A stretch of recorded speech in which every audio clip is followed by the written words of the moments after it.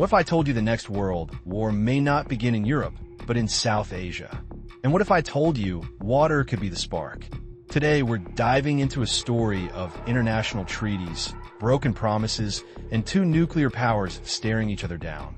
Again, this isn't fiction. This is real, and it's unfolding right now. After the horrors of World War I and II, the world said, never again. We got the United Nations, international law, and a whole set of forums to keep peace, promote self-determination, and respect treaties. Sounds ideal, right? Well, enter reality. Because despite all those efforts, the world didn't quite become the utopia we hoped for. Sure, we've avoided global catastrophes so far, but regional tensions? Still very much alive, especially in the subcontinent. India, a country with rich history and powerful culture, is today being accused of openly ignoring international laws. From the annexation of Hyderabad in 1948 to the assassination of Gandhi for daring to speak about peace, religious fanaticism and aggressive nationalism have only grown stronger over the years. And under the patronage of the state, fascist ideologies like the Rashtriya Swayamsevak Sangh, RSS, aren't just surviving, they're thriving. The result?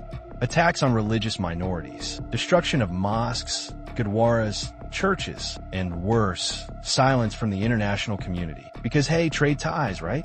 India's aggression isn't just staying within its borders. We're now talking about terrorist activities outside. Canada, the US, even the UK. Yes, the UK. The former colonizer is now dealing with the foreign policy mess of one of its former colonies. Oh, the irony. And then there's Kashmir, still a disputed territory, still occupied, still burning. But now it's gone even further. India has done what was once considered unthinkable. Unilaterally suspended the Indus Waters Treaty. Let that sink in. A treaty brokered by the World Bank itself. One of the few things holding the region back from environmental chaos. And now, India wants out. Let me quote Article 11b of the treaty. Each of the parties agrees that it will not invoke this treaty in support of any of its own rights or claims whatsoever. Translation? No cherry picking. No using the treaty as a political football. But guess what?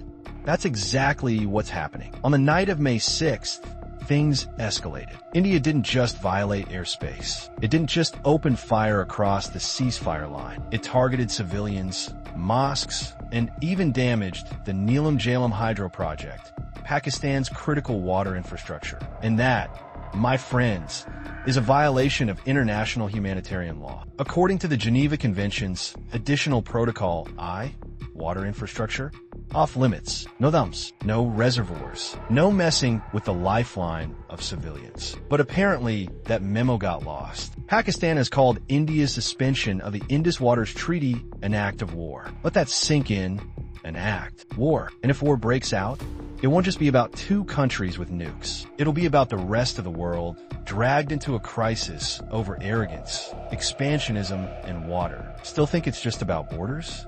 The world needs to wake up before it's too late. India's aggressive policies can't be ignored for the sake of trade deals and tech markets. Because if the world stays silent now, it might not stay standing later. Like, share, and subscribe if you believe this message needs to reach more people. Drop your thoughts in the comments.